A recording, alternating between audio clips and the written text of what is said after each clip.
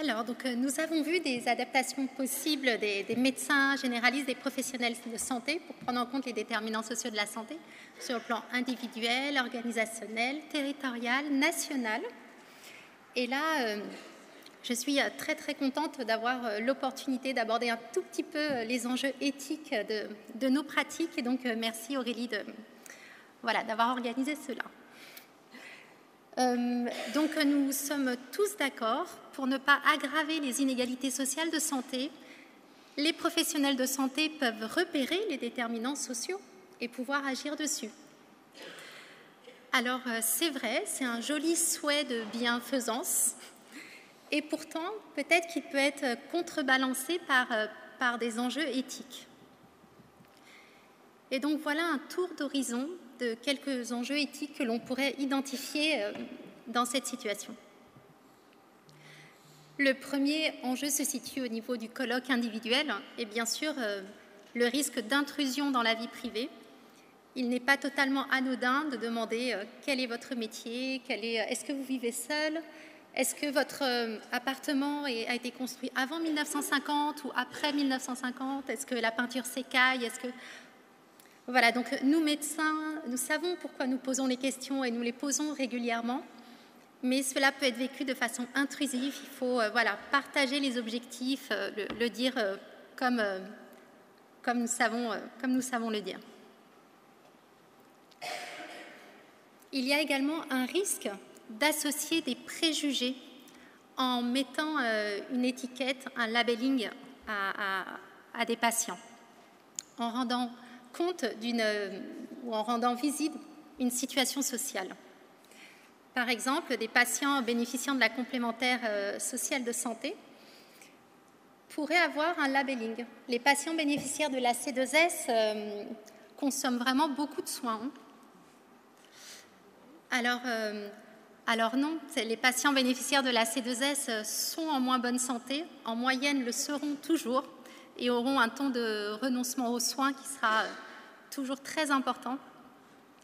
Et donc, il y a le risque de mettre une étiquette en mettant en valeur une dimension sociale. Il y a également le risque de discrimination négative qui n'est pas très présent dans la profession de médecin généraliste, plus parfois chez des praticiens en secteur 2,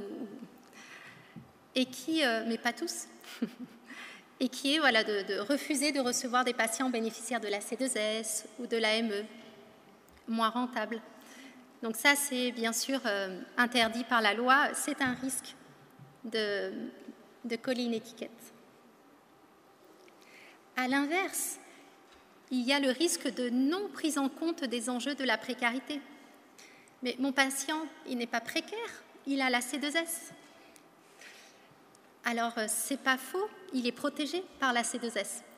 Mais si vous vous rappelez le trampoline tout à l'heure, en fait, la précarité, c'est l'absence d'une sécurité qui peut revêtir des dimensions très différentes. Et donc, une personne âgée, isolée à domicile est une patiente précaire non compensée par la C2S. Il y a également un risque d'anticipation négative et que l'on fait tous. En fait, nos pratiques professionnelles, sans le vouloir, sont socialement différenciées. Et ça, le professeur Laurent Rigal et co. ont publié différents travaux sur ce domaine. Oh là là, il ne faut pas lui parler de tabac, il est très stressé au travail, ce n'est pas le moment.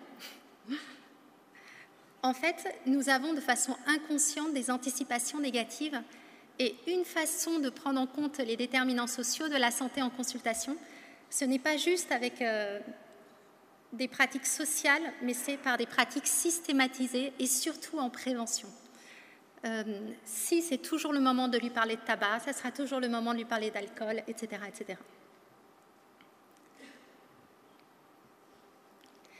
Et puis, il y a un risque de discrimination statistique.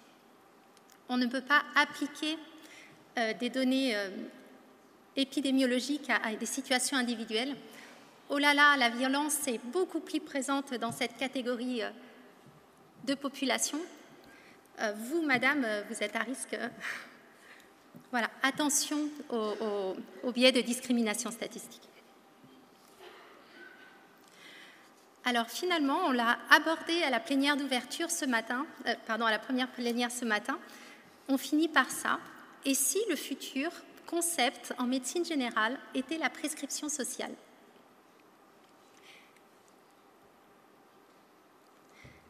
Donc la prescription sociale a été donc encouragée par l'Organisation mondiale de la santé. C'est une initiative mondiale qui a pour objectif d'améliorer la santé et le bien-être des populations. La prescription sociale, c'est un modèle d'intervention qui permet aux médecins, aux infirmiers, aux équipes de soins primaires de recommander aux patients des activités non médicales, d'avoir une approche holistique et surtout d'arriver à mettre en lien les ressources de la communauté avec les besoins individuels des patients. Ça, c'est très, très novateur, encore peu développé en France, mais on y arrive. J'avais référencé quelques pays qui l'avaient mis en place de manière importante. J'ai vu ce matin qu'en fait, il y en avait 14 avec toute une région en Thaïlande, en Inde, en Malaisie, enfin voilà, toute la région Asie et Pacifique. Au Royaume-Uni, c'est là où le modèle a le plus d'envergure. Le National Health Service, la NHS, au Royaume-Uni, est un pionnier dans ce domaine. Ils ont un programme, le programme de prescription sociale, qui est une priorité dans les stratégies de santé au Royaume-Uni. Beaucoup d'investissements. Aujourd'hui, tous les médecins généralistes au Royaume-Uni ont la possibilité de faire un lien entre les besoins médicaux des patients et les besoins sociaux intégrés au sein de la communauté, comme on va le voir. Et donc, toute équipe de soins primaires, avec des médecins généralistes, peut avoir accès, alors ils appellent ça des travailleurs de la prescription sociale. Ça ressemble un petit peu à nos médiateurs sociaux, mais dans tous les pays, la forme est un peu différente. À nous d'inventer la nôtre. Et qui oriente les patients, suivant leurs besoins, vers des activités communautaires. Ça peut être pour aider à ouvrir les droits, mais ça peut être pour aider au parcours de soins, mais ça peut être pour aller à des activités de vie communautaire, de jardinage, rompre l'isolement, des ateliers culturels, des groupes de marche. Au Canada aussi, c'est incroyable, je l'ai lu et j'ai posé la question à Marie-Thérèse Lucier, professeure de médecine générale à Montréal. En fait, les médecins généralistes peuvent prescrire des balades dans la nature.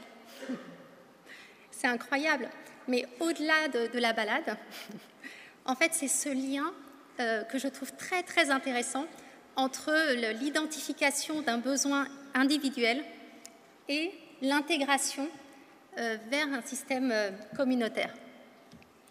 Quand est-ce que l'on pourra prescrire une place en crèche pour un de nos patients? Enfin, pour son enfant. Donc les pays scandinaves également intègrent la prescription sociale dans le cadre de leur approche holistique des soins, avec un accent aussi sur les activités communautaires et la nature, pour promouvoir le bien-être et la santé mentale. Alors, professeur M. Marshall, il était président du Royal College of General Practitioners au Royaume-Uni. Donc, c'est un petit peu notre professeur Olivier Saint-Lary et Paul Frappé en même temps. Mais il ne l'est plus. Alors, lui disait qu'en fait, la prescription sociale est le plus grand changement culturel en médecine et dans le système de soins pour nos générations. C'est un changement, vraiment un changement culturel pour aller de plus en plus vers ces approches holistiques et intégrées.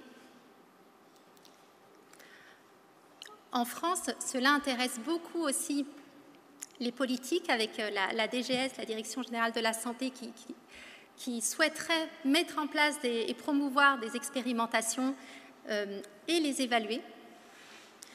En France, ce qui est le plus visible, c'est la prescription d'activité physique adaptée, depuis la loi de modernisation de la sécurité sociale. Et donc, on va vers une prescription sociale qui met en lien les états de santé, les déterminants sociaux dans une approche globale et dont les médecins généralistes sont particulièrement bien placés.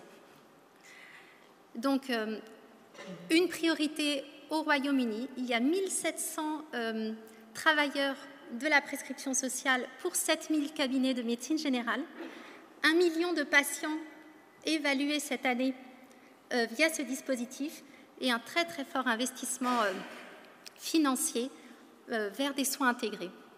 Donc je pense que pour nous, le futur en France, c'est probablement d'arriver à faire un état des lieux de toutes ces initiatives qui se font à droite et à gauche, d'arriver à modéliser quelque chose, de le comprendre, de l'évaluer et d'en faire des recommandations, des propositions et d'intégrer de nouvelles pratiques dans notre approche de soins primaires. Donc on est sur un engagement, une volonté de trouver des solutions novatrices pour améliorer la santé des populations, tout en réduisant la pression sur les services médicaux traditionnels. Et comme le disaient nos collègues, favoriser l'autonomie, renforcer le lien communautaire, déprescrire. J'espère que nous allons tous vers ça. Et voilà, à nous de continuer à innover, partager, diffuser et ne pas oublier d'évaluer. Voilà, merci à tous.